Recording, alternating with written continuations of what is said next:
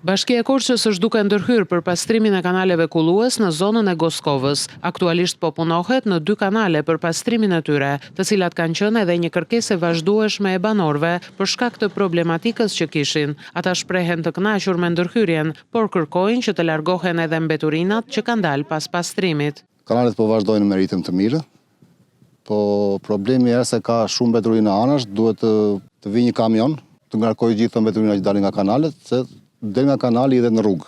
Na shërbejnë për kullimin e ujrave, na shërbejnë, po megjithatë do të heqin këto plerat, se kemi shtëpi këtu ja. Gjena nuk është e mirë, kemi fëmijë, kemi ashuja, edhe nuk lihen këto plera. Një tjetër kërkesë e banorëve është edhe sistemimi dhe çakullimi rrugës për gjatë kanaleve, pasi kjo rrugë është mjaft e përdorur nga fermerët për të shkuar në tokat bujqësore. Të bëhet një shtresë rrugë që lidh gjithë fshatin, të 2 fshatat bashkë, Majtas dhe Djathas, mos qarkullojnë edhe shumë karroca, të bëhet burim aksidenti në rrugë kryesore, që lidh Voskopojin. Si i thonë karroca me kuaja, po zetora, po mjete bujqësore. Kalojnë karrocat, se nga asfalti bën aksidente, kurse këtë është ashtu rruga me lirë, me qetë. Do të bëhet se të vënë tokat vënë.